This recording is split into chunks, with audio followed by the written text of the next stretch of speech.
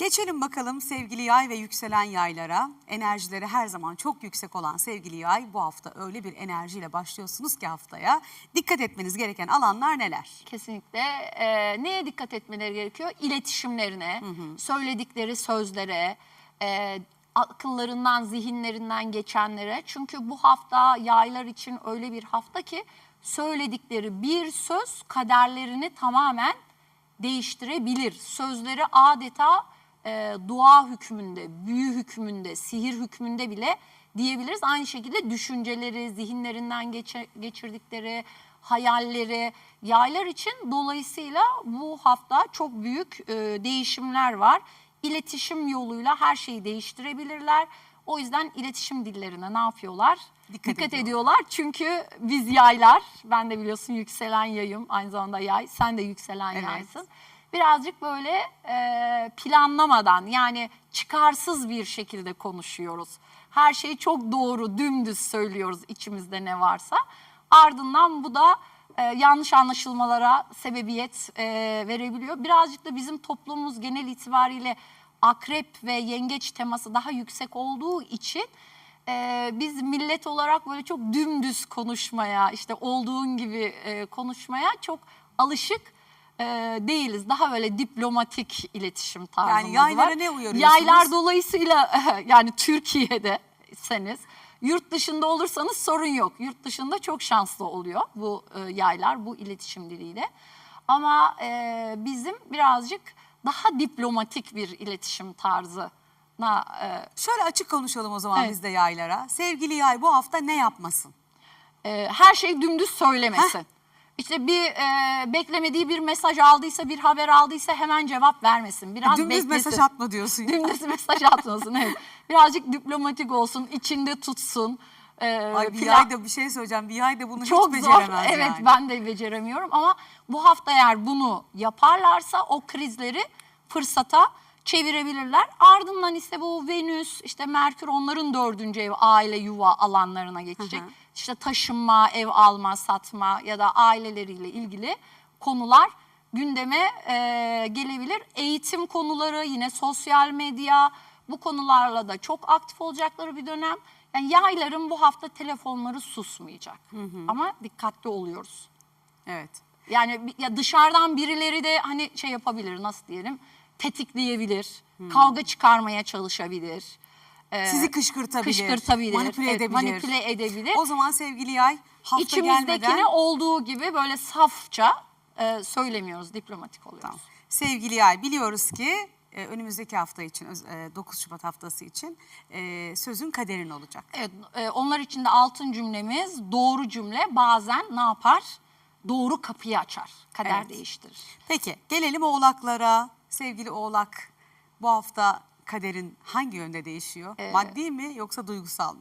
Maddi konuda değişiyor. Onlar zaten söylemiştik, maddiyata önem veriyorlar. Neden? Çünkü bir yandan da aslında korkuları var. Yani çok azim, başarılı olmak istiyorlar. Hep mükemmel olmak istiyorlar, başarılı olmak istiyorlar. Zaten onlar mükemmel değil mi? Bir oğlak değil mi? Evet, iyi olmak istiyorlar. Bundan dolayı da hep böyle değerleri yüksek olsun diyorlar. İşte bir kenarda paraları olsun istiyorlar. O yüzden biraz adları cimriye çıkabiliyor. Estağfurullah.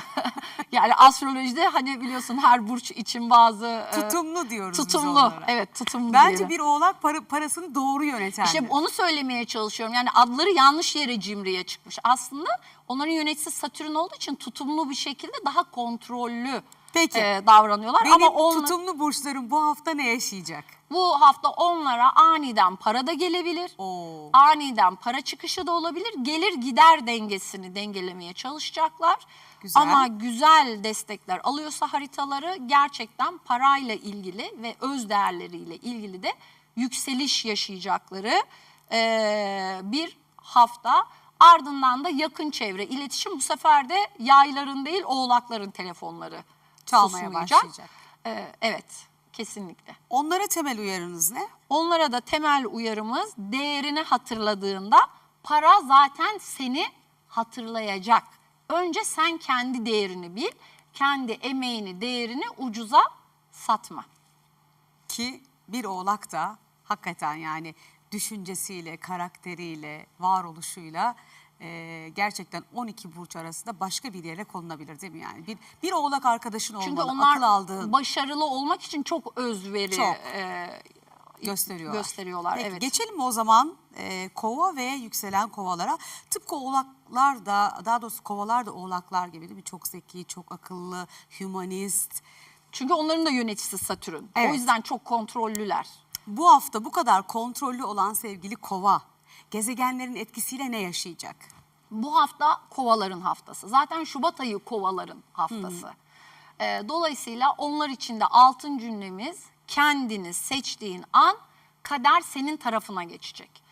Kimlikleriyle ilgili değişim yaşayabilirler, dış görünüşleriyle ilgili değişiklikler yapabilirler, vizyonlarıyla, duruşlarıyla ilgili yeni kararlar alabilirler. Hatta bundan dolayı estetiğe de gidebilirler. Yani her türlü. Estetik için doğru bir tarih mi?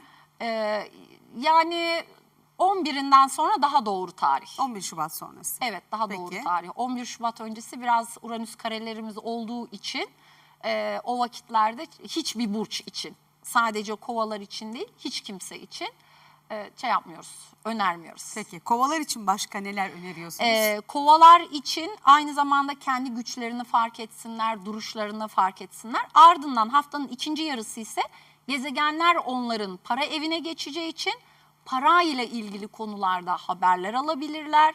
Para artışları olabilir, iş teklifleri olabilir. Yani bu ay ve bu hafta en çok belki de şanslar kovaları bulacak diyebiliriz. O yüzden kendilerinin farkına varsınlar. Peki onlar için altın niteliğindeki önerimiz, altın öneri ne olacak? İşte kendilerini seçerlerse kader yön değiştirecek. Ne olursa olsun önce kendilerini seçsinler. Bu bir bencillik değil. Bu haftanın enerjisini doğru kullanma yöntemi. Peki gelelim balık ve yükselen balıklara. 12 burcun sonunda hep istiyorum ki aslında sizden başlayalım sevgili balıklar. Onları bir tık daha uzun anlatalım bence. Çünkü Tamam. hak ediyorlar bunları. Tamam. Zaten bu hafta balıklar için güzel haberlerimiz de var. Onlarda böyle bir süredir enerjiler içe döndürmüştü. Böyle biraz sessizdiler.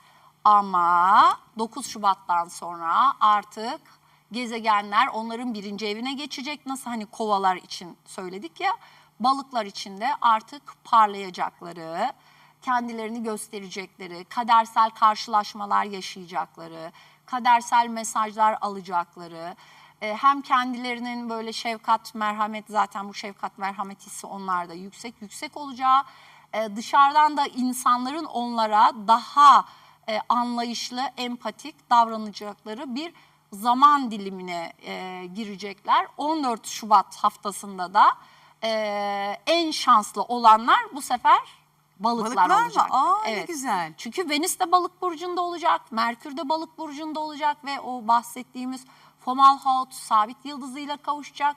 Onlara inanılmaz derecede ilahi destek yağacak. Bir aydır biraz böyle hayaller kurmuş olabilirler, içe çekilmiş olabilirler. İşte onlar işte hiçbir şey yapamadım diye üzülüyor olabilirler ama üzülmesinler.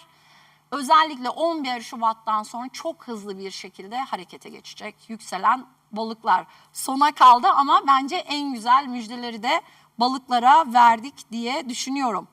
O zaman balıklara diyorsunuz ki şu anda sessiz kalıyorsunuz sevgili balıklar, yaşadığınız bütün zorluklarla ama bu sessizliğiniz karşısında en çok sizin sesiniz çıkacak. Kesinlikle onlara da hatta şöyle bir şey diyebiliriz. Sessizlik bazen en yüksek cevaptır ve ardından kader muhteşem bir şekilde yön değiştirir diyebiliriz. Hatta bir laf vardır ya, gidişim sessiz olmuştu ama Dönüşüm muhteşem olacak diye. İşte balıklar için, çünkü Satürn de balıktan geçti ya 2,5 yıldır. Hani bu cümleyi şu an balıklar için söyleyebiliriz. Bu hafta artık balıkların dönüşlerinin muhteşem olacağı bir hafta ama onlar da harekete geçsinler lütfen. Evet, o zaman şöyle diyebiliriz değil mi? Sahne aslında balıklar için kuruluyor. Artık bu dönemde balıkları konuşmaya başlayacağız. Kesinlikle. Onlar için muhteşem bir hafta olacak.